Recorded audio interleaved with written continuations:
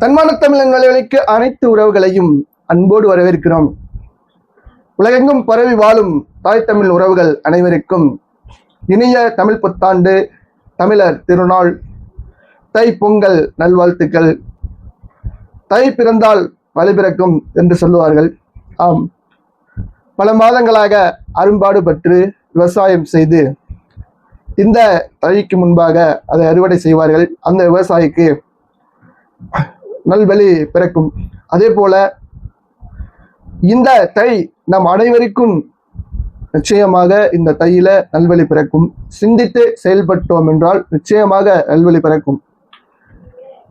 இது தேர்தல் காலம் என்பதால் இன்னும் சில மாதங்களில் தேர்தல் வர இருக்கிறது. மக்களுக்கு நல்லாட்சியை வழங்கி, நலத்திட்டங்களை வழங்கி, அவர்களுக்கு உரிமையை நிலைநாட்டி ஒரு நல்ல ஆட்சியாளராக இருந்தால் தேர்தல் காலங்களிலே அவர்களுடைய வாக்குகளை வாங்கி அறுவடை செய்வார்கள்.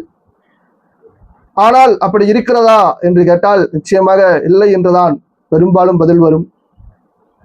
வருட வருடம் தை பிறக்கிறது, மக்களுடைய பிரச்சனைகள் தேறுகிறதா என்று யோசித்தோம் என்றால் நிச்சயமாக இல்லை என்றுதான் பதில் வரும். ஆனால் இந்த தையில நாம் சிந்தித்து செயல்பட்டோம் என்றால் இன்னும் சில மாதங்களில் நம்மளுக்கு நல்ல காலம் பிறக்கும் என்பதை உரைக்க உங்களுக்கு சொல்லிக் கொள்கிறேன். அது எப்படி என்று நீங்கள் கேட்டீங்கன்னா, தமிழ்நாட்டில் கிட்டத்தட்ட 5 ஆண்டு கால ஆட்சி நிறைவடைய இருக்கிறது. மக்கள் பிரச்சனைகள் அப்படியே தான் இருக்கிறது. அதுக்கு எந்தவித தீர்வும் இன்னும் கிடைக்கவில்லை. கல்வியை கற்றுக் கொடுக்கக்கூடிய ஆசிரியர்கள், அவர்களுடைய அந்த பிரச்சனை அப்படியே நீடிக்கிறது. நாம் நோயுற்றால் மருத்துவம் செய்து நம்மை காக்கக்கூடிய மருத்துவர்களுடைய பிரச்சனைகள் அப்படியே தொடர்கிறது. செவிலியர்கள் பிரச்சனை அப்படியே தொடர்கிறது. மாணவர்கள் பிரச்சனை அப்படியே தொடர்கிறது. இலங்கை கடற்படையினரால் தாக்குதலுக்குள்ளாகி அனுதினமும் தாக்கப்படுகிற மீனவர்களுடைய பிரச்சனை அப்படியே தொடர்கிறது. இந்த நாட்டையே சுத்தமாக வைத்திருக்கக்கூடிய துப்புரவு தொழிலாளர்களுடைய அந்த கோரிக்கை ஏற்கப்படாமல் அந்த பிரச்சனை தொடர்கிறது. போக்குவரத்து தொழிலாளர்களுடைய அந்த கோரிக்கைகள் நிறைவேறாமல் அந்த பிரச்சனைகள் எல்லாம் தொடர்கிறது. ஆனால் இதையெல்லாம் மடைமாற்றி உங்களுக்கு 3000 ரூபாய் கொடுத்து வாக்கு வாங்கிவிடலாம் என்று எண்ணுகிறார்கள். இது சரியான முறைதானா என்று நாம் சிந்தித்து பார்த்தோம் என்றால், சிந்திக்க முற்படுவோமேயானால் நிச்சயமாக இந்த தையில நல்வழி பிறக்கும்.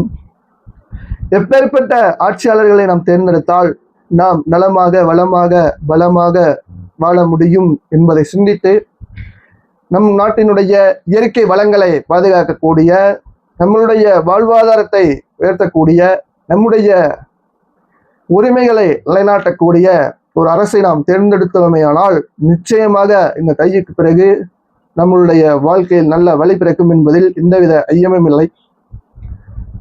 தமிழர்களுக்கு மிகப்பெரிய பண்டிகை அது இந்த தை பொங்கல் பண்டிகை.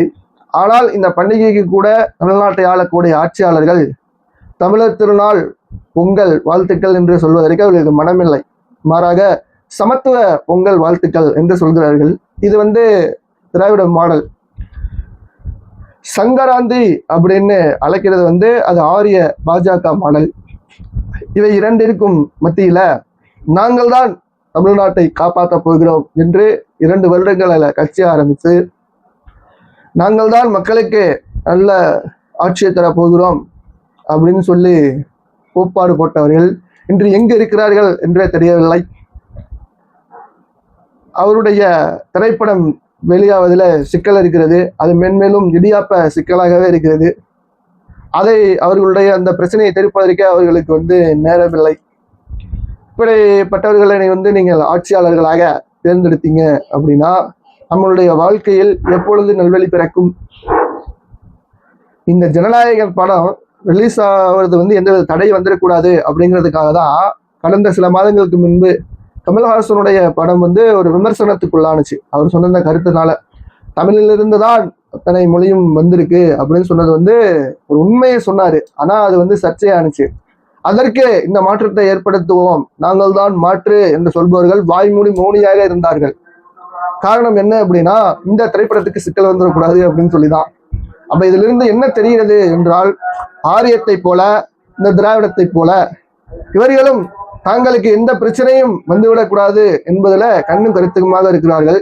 மக்களுக்காக குரல் கொடுத்தால் நாம் பிரச்சனைகள் அகப்பட்டு விடுவோம் எண்ணி அஞ்சு நடுங்கக்கூடிய இவர்கள் கையில நீங்கள் ஆட்சியை கொடுத்தால் எக்காலத்திலும் வழி பிறக்காது என்று சிந்தித்து இந்த நிலத்தை பாதுகாப்பதற்கு தகுந்த தலைவனை தேர்ந்தெடுத்து அந்த தலைவனை ஆதரிக்கக்கூடிய வேட்பாளரையும் அந்த சின்னத்தில் நீங்க வாக்கு செலுத்துவதன் மூலமாக நிச்சயமாக இந்த தையில் நல்வழி பிறக்கும் என்று கூறிக்கொண்டு மீண்டும் ஒரு முறை தன்மான தமிழன் வலையொலி சார்பாக உலக தமிழர்கள் அனைவருக்கும் இனிய உங்கள் தமிழ் புத்தாண்டு தைத்திருநாள் நல்வாழ்த்துக்களை கூறிக்கொண்டு உங்களிடத்திலிருந்து விடைபெறுகிறேன். மீண்டும் சந்திப்போம் உறவுகளே. அதுவரை உங்களிடமிருந்து விடைபெறுவது அபு.